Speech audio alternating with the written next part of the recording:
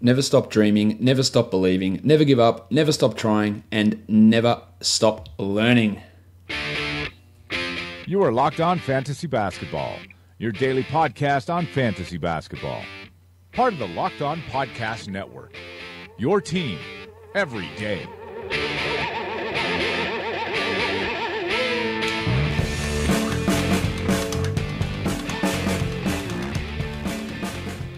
Hello and welcome to the Locked On Fantasy Basketball podcast brought to you by Basketball Monster. My name is Josh Lloyd and I am the lead fantasy analyst at basketballmonster.com, and you can find me on Twitter as always at redrock_bball. Today we're doing another season preview. It's going to be the Cleveland Cavaliers, and to talk about the Cavs, I'm joined by the host of the Locked On Cavs podcast, and that is Chris Manning. Chris, welcome back to the show. Yeah, thanks as always for having me. In the past, the Cavs preview has always been a bit of a shorter one because everything's been pretty much straightforward. We've understood what's going to happen. This year, there's quite a few question marks regarding this team and how everything is going to shake out. So, Chris, you're going to have a little bit more work this year. Let's start by talking about the projected record for this team. You've got them at 37-45, well above the Vegas total of 30.5 wins. I guess it depends on how the organization sees the future. They've said they're going to try and compete. But what's your reasoning behind going above this Vegas total as much as you have here with that 37-win projection? I tend to think that this is a team that is going to try to win, and they have a number of competent players. So I think with that in mind, I think it's a team that is going to try and do some things. And I think that the fact that they're in the weaker conference helps them. Now, I would add that I think I could be completely wrong. It would not shock me if this team is a tire fire. I have no idea how they're going to defend anybody. If this really depends on Cedi Osman and Collin Sexton being good, it means Larry Nance taking some kind of leap. It means Kevin Love is really, really good. And all of those things are not guaranteed by any means. But I went team is going to make an effort to try and be like the 8th seed. It's a bad conference, and they have a number of good players. But it's totally possible that I am very, very wrong, and that wouldn't shock me either. And there's something kind of interesting, but also if you're the Cavs, there's something scary about that too. Yeah, look, and that's part of the reason why there is so much uncertainty with this team. We don't know, which direction they're going to go with playing either their established guys or their young players, how those players are going to perform. Are these people like Kevin Love, George Hill, these established guys that have had trouble staying healthy for seasons and haven't really been able to do that over the last 4 to 5 years? How does that actually play out? Where are they in their career? Is the decline real for someone like George Hill? How does Sexton and Osman play out? There's so much that can change with this team. But let's start with Kevin Love, who you have listed as your projected leading scorer on this team. I don't think really anyone would have any argument with that. Now, people look at this, LeBron James leaving, of course, no Kyrie Irving on Cleveland, so he is back to being the man. Now, when he was the man in Minnesota, we're talking about a guy who was averaging 26 points, 12, 13 rebounds, 4.5 assists, and being a top 10 fantasy guy. But of course, Kevin Love is 4 years older now. The game has changed somewhat. I don't see a full return to Minnesota Kevin Love, but I still think that he can come in and comfortably top the 20-point per game mark. But I guess the big question is, Chris, is that Ty Lue had been hesitant to play Love over 30 minutes per night. Will he push that and go, well, we need you out there as clearly our best player now? I think he has to play over 30. I think maybe not. Maybe it's an arbitrary over 30, like 32, 33. But I think he's going to be asked to do more. I think, you want him on the court as much as possible, as long as his health holds up. I think, now I think they obviously are going to take less of a long view. Yes, they're maybe going to play for the playoffs and trying to get the 8th seed or something, but you don't have the expectation they're going to be playing, October to June now. You're at best, you're getting to mid to late April. I think that's kind of what you're hoping for. So that's a much shorter window. And if Love is healthy, which isn't a guarantee, he does have all these little injuries added up. I think he has to play, over 30 minutes a night, because not only do you want him anchoring the offense, but you want him on the floor with Collin Sexton. You want him on the floor with Cedi Osman, so they're not being asked to do too much too early. And he's the one guy on the team that I think you can guarantee, on paper at least, is going to make everybody better from day one.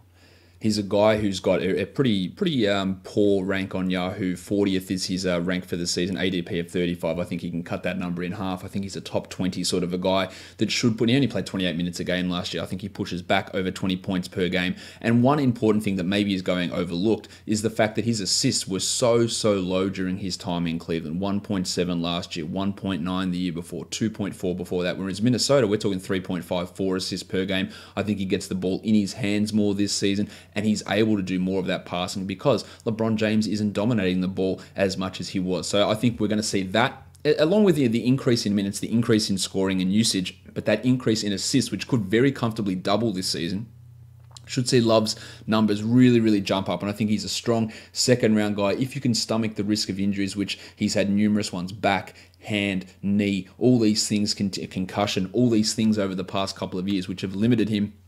And he hasn't played last year 59 games, the year before 60 games, so he hasn't played over 70 games since the 15-16 season, which is all a concern clearly, but he should be able to take some pretty significant leaps forward and putting some interesting numbers up, which I think will surprise quite a few people, but it won't quite be back to that Minnesota Kevin Love type of numbers.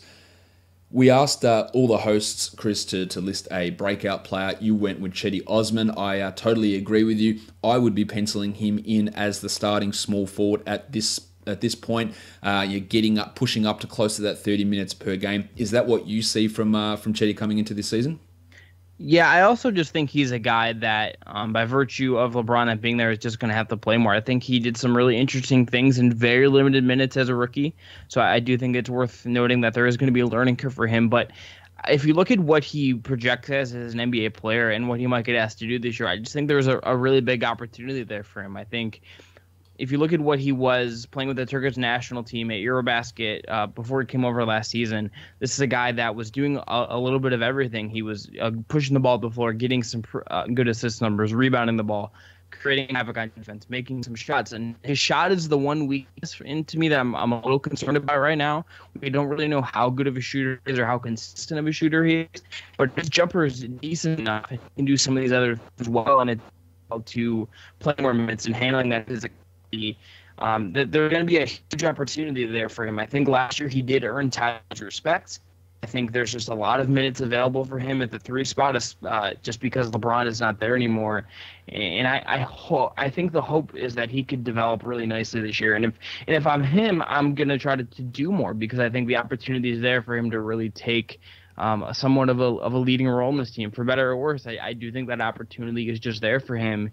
And I think Collin Sexton's going to struggle because he's a rookie, and Cedi maybe has less of that just because he was around a very good team last year for a full season.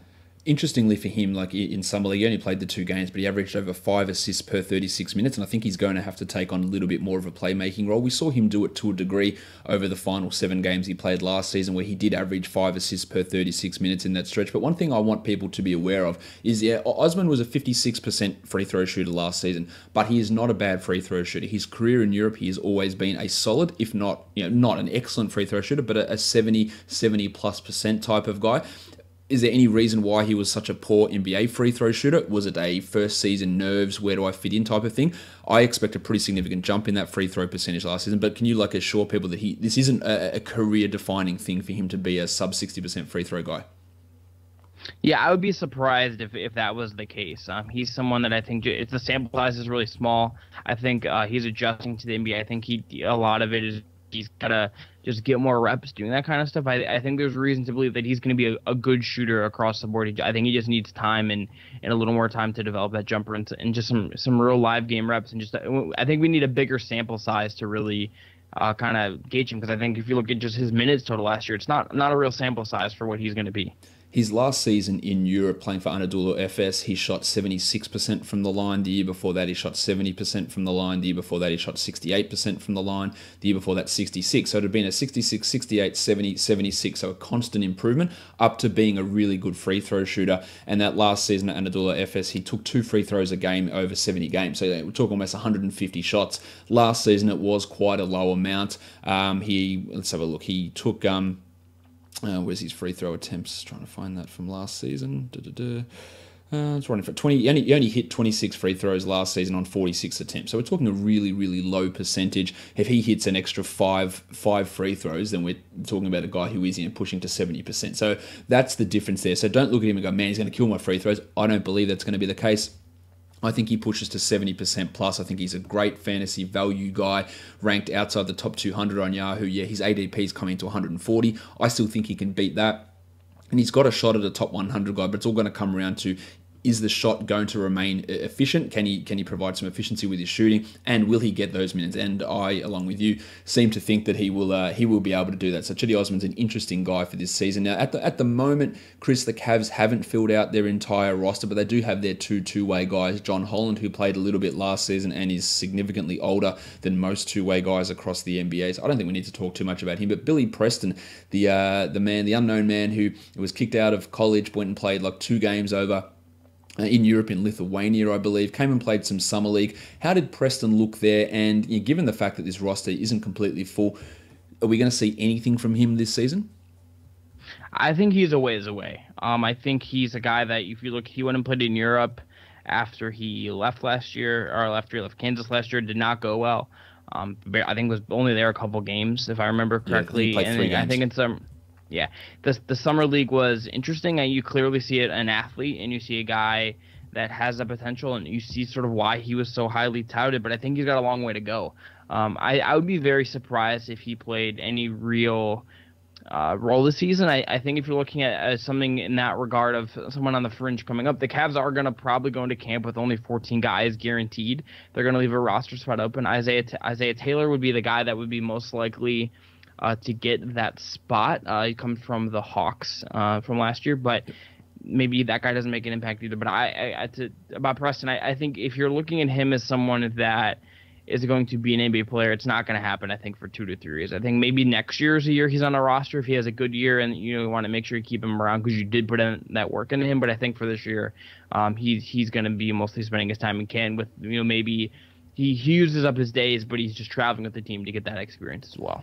This is a team, obviously, with probably the most significant change, maybe outside of the Lakers, LeBron's new team, in terms of what they're going to look like next season. So what do you expect in terms of difference in this team? Do you think the team plays faster without LeBron there? Are they going to be running things more through Kevin Love, especially out of the post with passing and him doing those outlet passes we saw so much from Minnesota? Will there be a change in Ty Lue's game plan, playing style with this new look Cavs team?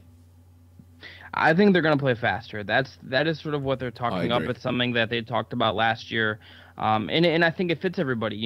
Kevin Love is going to be someone who does get a lot of half-court touches and does get a lot of touches that you think, okay, this isn't going to be fast. But what Cedi likes to do is get up the floor and run, and he likes to move. He likes to get up and attack. Collin Sexton, I think, is that same type of guy. I think that this roster is very much built to attack. I think you look at Kevin Love, his outlet passes are going to create fast breaks. And guys like Larry Nance, guys like Tristan Thompson, pretty much all the guys that you're going to be thinking are going to do interesting things on this team or we have interesting questions about, pretty much all of them, I think, are guys that like to play fast. And I think it's something that LeBron is one of those guys that will drag you into playing on the half court. And if he's not there and Ty keeps saying they want to play fast, I would not shock me if this team is running a lot more. And I think that, and just relying on that hustle as a way to do it, I think I'd be very surprised if they came out and were just running a lot of half-court sets. That, to me, would be a waste of everything and just, frankly, just kind of weird. Yeah, I can see them increasing their pace to maybe 3 possessions per game, which does help for these guys getting those extra numbers. So I think that is, that's the likelihood to me there without LeBron. And again, with guys like Nance and with Sexton and with Osman, guys who will run and run and run, that's going to increase that pace. So that is important for us to realize when looking at this team compared from this season to last season. Let's talk about the player that you've listed as most likely to be traded, and that is Kyle Korver. We've heard whispers already through the offseason of maybe him heading to Philadelphia. He is 37 years of age. Was a great option as a catch and shoot guy next to LeBron, but of course his usefulness on this team is probably wasted. Even if he doesn't get traded, where does he sort of fit in this rotation with Osman probably pushing for more minutes, with Hood, with J.R. Smith in that mix? Like, is he going to see his minutes go down this year? I think so. I think he's just someone that has the least comfortable fit. I think he's someone that I think other teams, he definitely could help other teams. Like, I think Philly makes sense for him if the deal makes sense. I think a team like New Orleans he can make sense for. I think he has his limitations, especially if you think about how he plays against the Warriors. But it's not as if Kyle Korver is washed up. But I also think the Cavs have to be thinking about youth. As much as they say they want to win, you need minutes for as many minutes for Collin Sexton as you can get. You need minutes for Rodney Hood to try to develop him. You need minutes for Cedi. it's not as if, any of these guys are going to not get minutes because of Korver, but if Korver is playing 20 minutes a night, that's taking away minutes from guys. And I think if you're the Cavs, if you are going to try to make the playoffs, and let's say that happens, that means you're going to lose your first round pick next year. Maybe you don't get a first for Korver, maybe you get a second round pick or 2 seconds or something, but at least then you're getting another asset as well. So I think not just in terms of the guys they have right now, but in terms of at least getting some kind of pick in future years, so they do have more chances to get good young players to develop. I think Korver just makes the most sense and should be the easiest out of anyone to trade. Just his salary number's lower. He has a pretty easily applicable skill set to other teams. And I would be, maybe it doesn't happen before the season. Maybe it doesn't happen at all, but I would be kind of surprised if he's not gone by the trade deadline. The guy that a lot of people want to hear about on Cleveland is their draft pick, first round pick, number 8, Collin Sexton. A lot of people are tabbing him for Rookie of the Year. Some people are tabbing him for the best rookie in this class, even from fantasy production for this season. I am not one of those people. I think that his game, from a real-life perspective and from a fantasy perspective, is quite limited. But at this early point, Chris, we're looking at him as not being the starter to begin the year, but probably taking over from George Hill at some point. What do you see from Sexton, and when do you think that change could be happening? Is it dependent on a Hill trade, or is it just they're just going to make that switch at some point and go, well, we just need to see what we've got from Sexton? Or is he going to be in that situation where he can play alongside George Hill, which I 100% believe that he can? Yeah, it's interesting to say that you believe he can play because, in my opinion, the ideal Cavs starting lineup, or some version of it, involves George Hill and Collin Sexton starting together. Yeah. I just think that makes a lot of sense to get him minutes with Kevin Love and get him more minutes as possible. I think it's interesting to me that Sexton was tied with DeAndre Ayton for favorite Rookie of the Year, if I remember correctly, in the rookie survey. That to me was a little bit optimistic.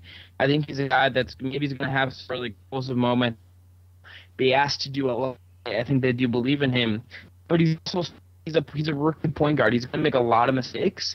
There's going to curve for him as he adjusts to in the NBA for the first time, and we just don't know, frankly, what kind of player Coach Title is going to be. He is a coach in this situation with developing a young kind of giving him the right amount of leash versus knowing when to rein him in a little bit. So I think that's a factor in this too. We just need to see how Ty approaches this. And I got to talk to Collin. I've talked to him a little once in an interview, and just from people I've talked to, I don't think they firmly have fleshed everything out, or if they have fleshed everything out or have at least a broader idea. I do think it's something that it's going to evolve, and they're going to play it pretty close to the vest until it gets time to actually play preseason or regular season basketball. ESPN has him ranked 118th. Yahoo's got him outside the top 200 at this point. And I think ESPN, that's probably a little bit high, because my worry with Sexton is that he is a guy who needs high usage to have some level of effectiveness. He did score 19.5 points per game in Summer League on a usage of 32% with a true shooting of 51 and hitting just 23% of his threes. That's the concern. In fact, he only even took less than 2 threes per game. He's a guy that doesn't get high assist numbers, he doesn't get steals, he doesn't hit threes, and he's going to be inefficient. And all those things add up to a guy that maybe he can be it's like Andrew Wiggins-y type numbers, except he's just not going to be a 20-point per game scorer. So I think expecting him to have people, and I hear this all the time, they're just going to give him the keys. Look, we've got to realize there are still quite good players on this team who are considerably better than Sexton. I'm not sure Sexton ever becomes an upper-level NBA starting point guard. They will want to see what they've got in him, but the way his fantasy game looks at this point, it's just not well-rounded. He's not a high assist guy. He is a high-usage guy.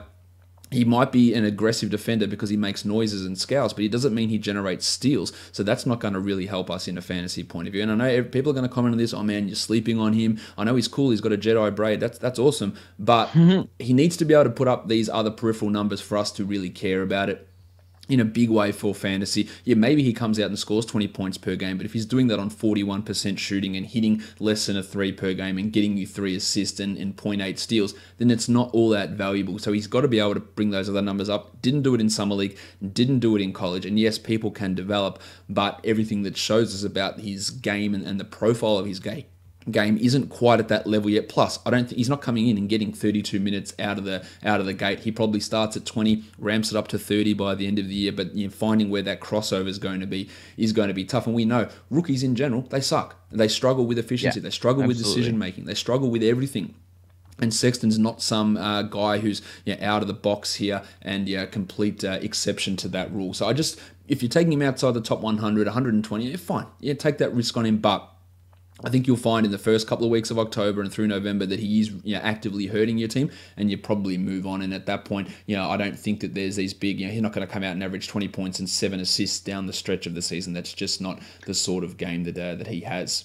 Well, and I would also add, just look at how he's attacked in summer league. If you go back and watch the film, this was a guy that was doing a lot of attacking in the mid-range, was kind of struggling to finish at the rim a little bit, doesn't seem to have the quite right feel for some of this yet.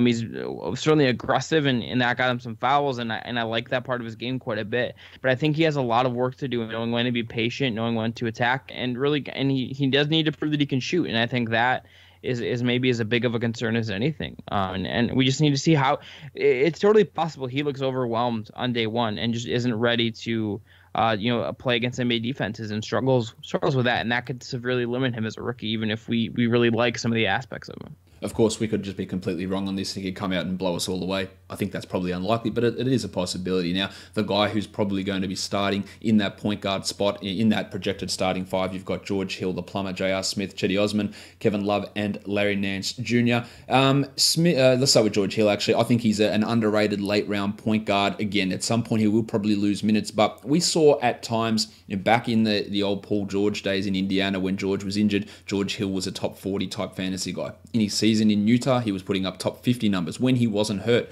Struggled in Sacramento, and maybe he's past that now, which is a huge possibility. But at least for the beginning of the season, Hill's going to be starting. He's going to be playing a decent chunk of minutes. He's efficient. He'll get you some assists, some steals, he'll hit some threes. He'll do just enough of these little things to be useful as that late round guy who then you can cut his ass later on. But at this point, if we get healthy George Hill, he's a guy that can play, Chris. Yeah, I agree, and I think they are going to play him a lot. Even if he plays with Sexton, I think he's around a 30-minute-a-game guy. Yep. Like it's possible. I think he's a guy that he shot the three really, really well last year with Sacramento. I believe dipped off a little bit with the Cavs, but was a really good 3-point shooter in Sacramento. And we'll see what his mood is like too. I think that's a factor in this. He was very unhappy in Sacramento last year, and I think he was happier to play on a good team and trying to compete for a title, getting back to sort of what he had in Utah and what he obviously had in Indiana. But this very possible this could be a more frustrating year for him, and how that affects him to me would be one of the subplots of him. It's just, what does that mean for his defensive play and his steals? What does that mean for his his focus in the offensive end? Does he kind of get frustrated with the situation that he didn't think he was necessarily getting traded into? Even if he knew it was a possibility, I'm certainly sure he was hoping LeBron was going to stay in terms of what is quite likely his last year with the Cavs. And that's a factor too. He only has $1 million guaranteed on his contract, I think, after the season. Yeah, that's right. I think that maybe that factors in it too, that it is a quasi contract year for him. J.R. Smith, who you've projected here to start at shooting guard, he was bad last year. I don't think there's any getting around that. He is 33 years of age now, averaged only 8 points in 28 minutes. I expect Smith's playing time to dip pretty significantly this season. I think that there is a chance that if they do bring back Rodney Hood, that Hood will start in place of Smith, at least at some point in the season.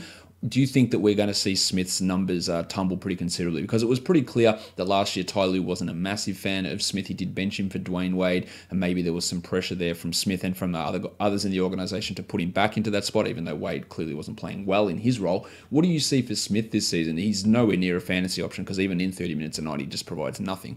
But it feels like it's a big demotion coming for JR.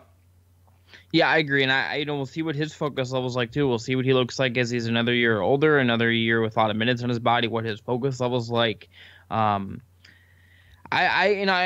see if he doesn't start. What does that mean for him too? I don't really know what to expect from him, and I would also note that I think the best starting lineup for the Cavs that sort of fits the both realities they're facing involves him coming off the bench.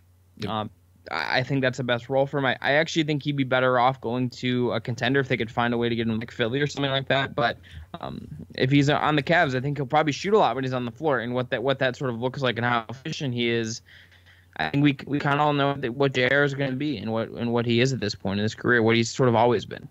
Yeah, and the answer to that is, at this point, not a good fantasy player. The other member of the starting lineup we haven't touched on, or your projected starting lineup, is Larry Nance Jr. We don't know if he's going to start. They went with Tristan Thompson a lot. I thought Ty Lue misused Larry Nance last season. He was excellent when Thompson and Love were out after the trade and then got really minimalized. I'd love to see that Love-Nance pairing work. I don't think they're going to play him 30-plus minutes, but he's a guy that I think is a real steal in fantasy drafts, ranked outside the top 110 on Yahoo, ranked outside the top 130 on ESPN, and he should be a top 100 guy, even in limited minutes. Do you think that Lue will actually go and try and develop this Nance-Love combination? They've come out and said, he's a key part of our future. We want an extension, or they're going to go back to the old Tristan Thompson bullshit? I think we're going to see a lot of Larry Nance, and he's talked about wanting to expand his game, which I don't really know what that looks like. He for a long time, and the teams he's played for, the Lakers and now the Cavs, all have said he could shoot. That we don't know how true that really is. Look, I can see that his stroke looks good. He looks like he has the form, but it's a very different thing doing it in practice and maybe once in a while in a game. Only hitting that 18-footer pre-hamstring injury last year, which really threw a wrench in his season a little bit before the playoffs. I think that's a concern. I think he has to start. I think he's a better long-term fit than Tristan. I think he's younger. He's got the profile to fit really, really nicely with Kevin Love. And we didn't see a lot of it last year. There's very little data on that duo. I think we just need to see a lot more of it. And I think for him, if he blows out his game and he attacks and he does at least one of the things that he's sort of talking about doing, he becomes a really interesting player in a hurry. And I think he's going to get the opportunity to do some interesting things, even if it looks really ugly at times. Yeah, he's a guy that last season, in only 21 minutes per game, was the 113th ranked player. So for both Yahoo and ESPN to have him ranked actually outside of that range in a season where he probably gets more minutes is nonsense to me. So he should be a fairly solid lock for the top 100 for this coming season. I think that he, George Hill, and Kevin Love are all quite significant value plays in terms of drafts, whereas someone like Jordan Clarkson somehow is ADP inside the top 140 doesn't make a lot of sense. Where's Clarkson fit now? Because he was almost exclusively a backup point guard last season. Of course, Sexton and Hill are in that role. I don't think Clarkson is very good. I think we saw that exposed pretty significantly in the playoffs. Like, where's he fitting on this team? Is he actually going to be an every night part of the rotation if we've got Smith, Hood, Hill, and Sexton as the four guards?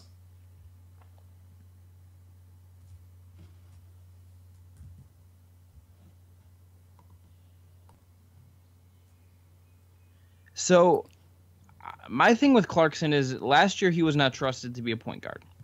Ty in the playoffs did not want to play him as a point guard and didn't trust him to be the only ball handler on the floor. So in a situation where you're trying to develop a rookie point guard, you have George Hill. Cedi, I think, it should be a creator and to some degree. I don't know what this all looks like for Jordan Clarkson. I think he's a 2. I think that's just kind of what he is, but he's not a great catch and shoot guy. He's sort of still very ball dominant. There's a lot of concerns there, I think, with him and sort of what he does. And I think ideally Rodney Hood's probably best as a 2 in the NBA. I think Cedi body-wise projects more as a 2 than as a 3. So these guys are going to be kind of playing on a position this year anyway. But do you want to impact it even more with Clarkson? If it was up to me, I would not be playing him very much. But I think the price tag, I think the ability to get his own shot will probably get him some minutes. But he's a guy that I would have a very short leash with. I just don't think you can trust him to be like a real dependable rotation piece and make the kind of smart decisions, especially if you're playing faster. I think there should be a lot of legitimate concerns about him and sort of what he does. Much like Collin Sexton, his game's not all that good for fantasy anyway. Doesn't get any steals. He's relatively inefficient, very low assist guy, and he's just not going to have the same opportunity that he was afforded at times last season in both LA and in Cleveland. In LA, when he was coming off the bench, he was putting up numbers in limited minutes, but he was shooting at such an unbelievable rate that it was unlikely to stick. It clearly didn't stick, and again, as the potential 5th guard on this team, he's just not going to be seeing the minutes that's going to require him or allow him to be that useful type of guy for fantasy situations. So someone like him, J.R. Smith, Tristan Thompson, I don't see these guys really getting much in terms of value. But the last question I want to chuck at you here, Chris, is Ante Zizic and Tristan Thompson for that perhaps backup center role. Thompson, of course, is paid more money. He's a proven guy. He knows what he is. Ty Lue loves him, won a championship, blah, blah, blah. But of course, he's no part of the future for this team. Zizic showed quite some dominant performances in Summer League. Is there any chance that Ante can move into that backup role, or is it going to be dependent on them finding a way to get Thompson onto a different team? I think it's possible that he pushes Thompson out of the way if things go badly. I think at that point there's less incentive to play Tristan. I think Tristan, just at his salary, is going to be really hard to trade in general. I think he's just kind of a guy that's probably going to be around to the end of his deal. So I think there's certainly a concern there if you're looking at Zizic being blocked. I also think he has some work to do. I like his offensive game. I like his hustle. I like his rebounding ability, and he's got some really good poise. But he's also a player who I think really kind of has been very hit or miss defending the pick and roll. His movement at times has looked really good, but other times he's looked really slow and out of place in this NBA. So I think he still needs some work. But I mean, he's at a position where I think you want to try to get him minutes, but I will have to, again, this goes back to, we don't really know exactly what Ty looks like as a development coach. They're saying they want to compete for the playoffs. I think re-signing Kevin Love, to the deal they did, I think certainly tells you that as well. But there has to be room, I think, to get Zizic minutes, and if maybe it's 10 minutes a game, but I think if it comes to the extent of Tristan more than Nance, I think that's the right call. I think it'd be the smart call on their part, but I think I need to see them do it before we sort of know what his role is going to be. And if not, I think that's kind of troubling. But if things get bad for them, he's a guy that I think should be playing a lot more right away, and you just sit Tristan, and even if he isn't happy with it, it's better for the long-term health of your franchise, I think, if you get some minutes in there for Zizic and just find out what you have. You have him under control for a couple more years, but what time like the present to start finding out what you have in some of these young guys?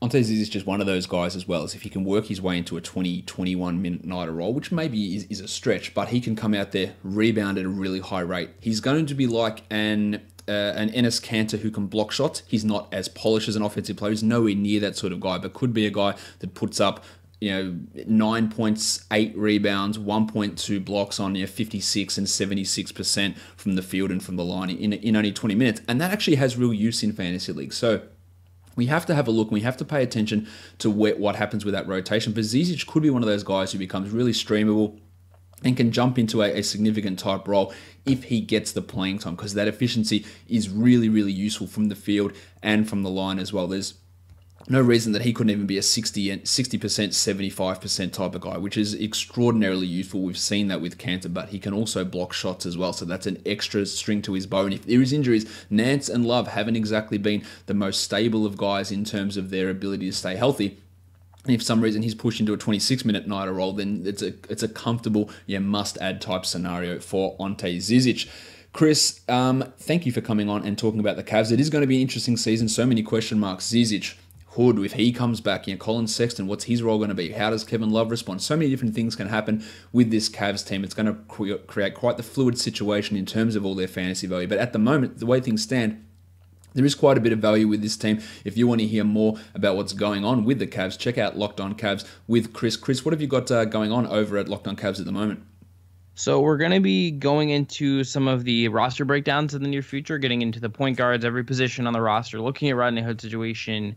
And we're also going to be looking back into Cleveland basketball history, not necessarily the Cavs, but we're going to be, with the WNBA right now being as great as it's been, we're going to be talking about the Cleveland Rockers a little bit, which I am very excited to get into because they were one of the original franchises, folded around the time Dan Gilbert took over as owner. And what is that team's legacy now? There are some still modern NBA and WNBA connections to the Rockers, but they've been gone for a while, and what is sort of the legacy of that team? We're going to be getting into that as well if you're into the WNBA. Go and check out Chris over at Locked On Cavs and on Twitter at CWM Rights. Chris, thanks for coming on again.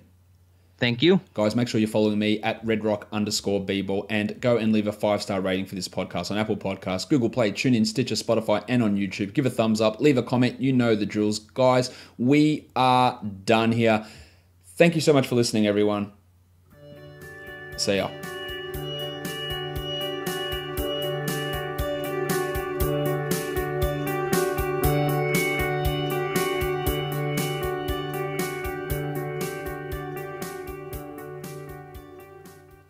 Cedi Osman.